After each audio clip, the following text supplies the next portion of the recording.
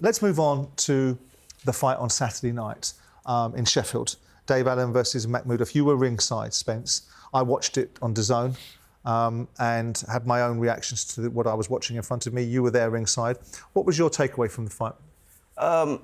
Dave Allen never really got into the fight, if we're totally honest. And I think he was brutally honest afterwards and said that he just wasn't good enough. Makhmudov started well. He was sort of controlling the space, and Dave Allen set out to apply the pressure. And I think what they were banking on, Jamie Moore, Nigel Travis, and Dave Allen, was that Makhmudov would tire in the later rounds, as we've seen in the past. But I think that Allen, when he was applying the pressure, when he was getting there, he was getting in the pocket. He wasn't doing enough work, and I think that was a problem. And that was allowing Makhmudov to sort of like control things. I think round 9, which is what we're seeing here, is where he had his success, and that's where he was letting all the shots go. Yep. But I think by his own self-admission, he said that afterwards, that he blew a gasket in doing that and he couldn't kick on after it. So, yeah, that's pretty much where we're at. Look, it was a great effort, gallant effort. People there absolutely loved it. The crowd were cheering him all the way through. But the bottom line was he just wasn't good enough. Were you guys happy with the scorecards? 115, 111, 117, 109, 116, 110. He had points taken off, didn't he, Makhmudov? Yeah, Makhmudov had 2 points taken off, but I think that 115, 111 was way too... I think apart from round 9, where he probably won that round, I think he lost pretty much every other round. So even the rounds where he had a point taken off, you'd still score it a level round. So I think you're looking at like sort of like your 117, 109, 116, 110... It's probably closer, but I think the 115, 111 was quite generous to Dave. Yeah, 117 is one round to Dave Allen. You couldn't argue it against that, really, too, being pretty generous. But I've said this, I had a good go on social media. I had a few people firing back because I was being honest about what I was seeing. And Dave is brutally honest about what actually happened in there. And what I'm saying we'll is... We'll get to that in a minute, Paul. Really, let's get into that in a second. Let's hear from Dave himself and come back to that in a second. Let's hear from Dave talking after the fight.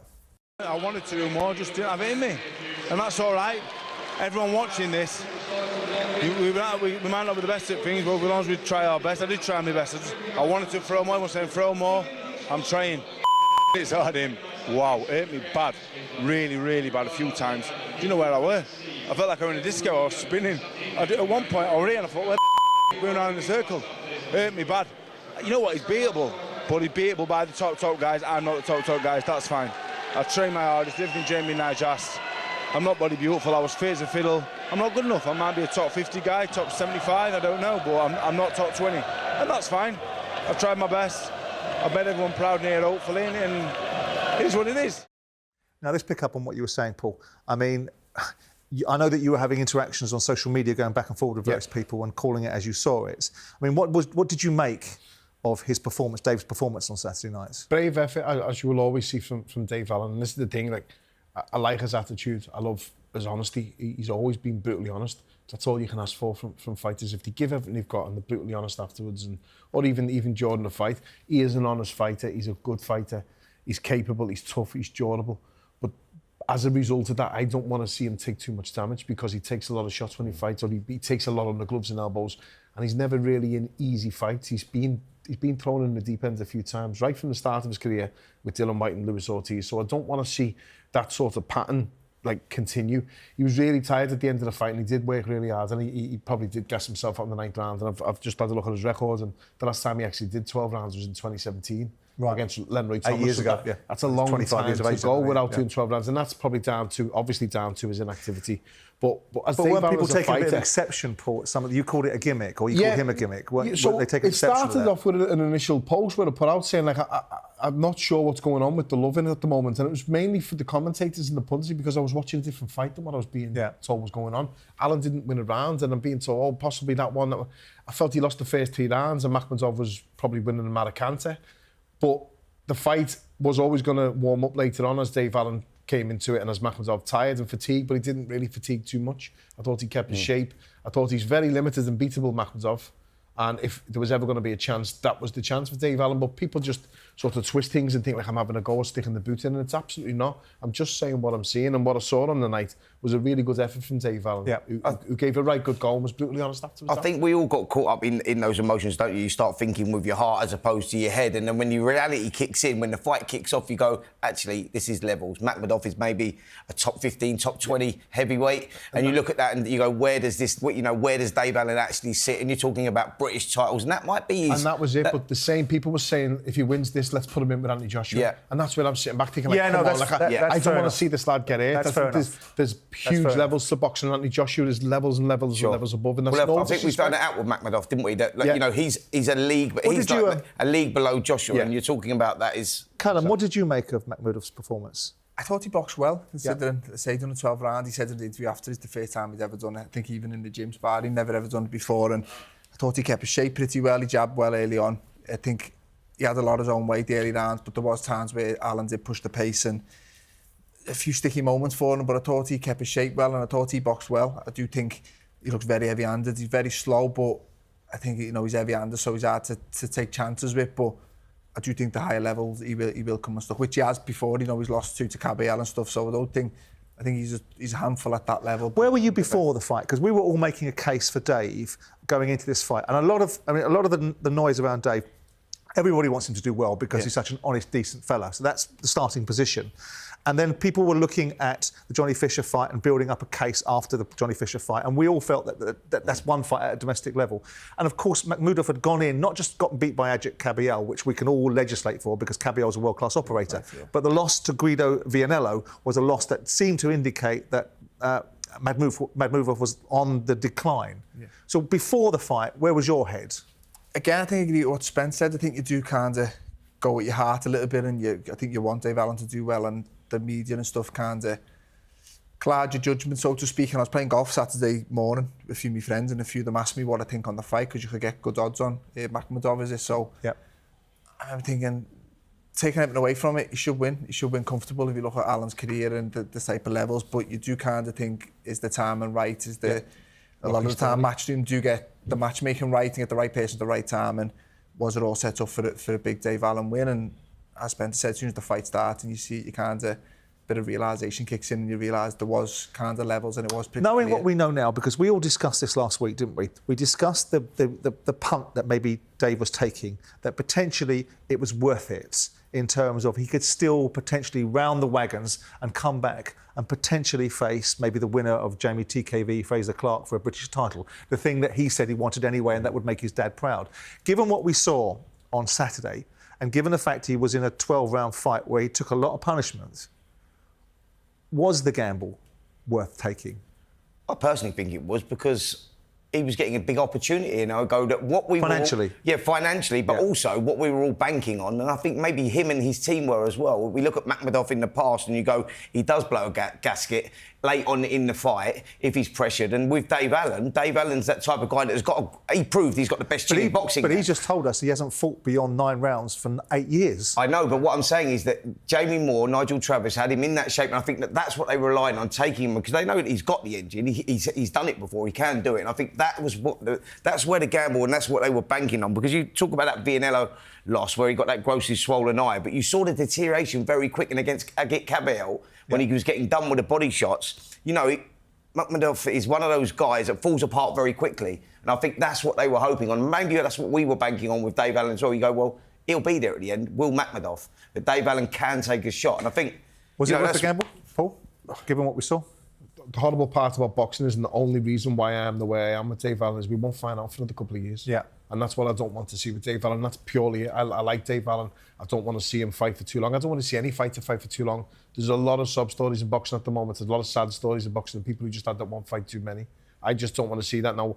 The clip where you said it's a bit of a no-lose situation, I agree, it technically is. As long as he comes out okay, there's still a couple of opportunities. But I personally, before this fight, I didn't really want to see him fighting. That's just my opinion. But now, the 12 rounds will do him the world of good as well, fighting at that pace. If he gets back in the gym after a good rest, because he's going to need a good rest, he took a lot in that fight. I didn't like to see him take as much as he did. And he said there at the end in the interview with Gareth, like he didn't know where he was a couple of times. That's not good. You know, and it's the boxing games, the fight game, I get it. But he's no spring chicken now, as we all are. Did you think prior to this fight that Makhmudov hit as hard as Dave Allen was leading us to believe? I mean, obviously Dave's been in with Ortiz who can bang, right? He's been in with Dillian White who can bang.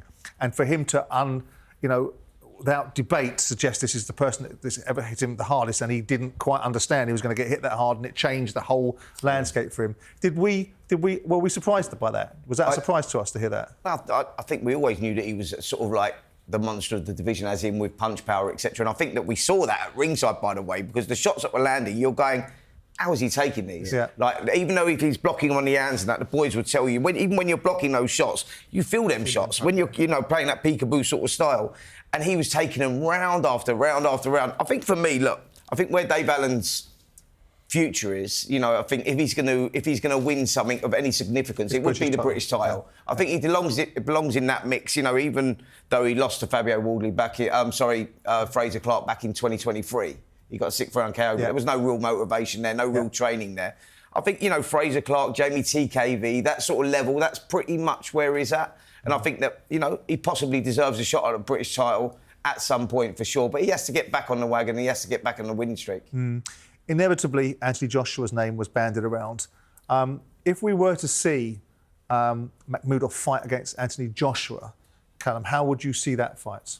I think you've got to favour Joshua. I think speed would be a big factor in that fight. And I don't know, I think it's easy to figure out how good Joshua is. He's lost to Usyk and whatnot in the Dubai fight, but in terms of that level, I think he kind of bullied the bully. I think Makhmudov's good when he's got it his own way. I think the minute anyone...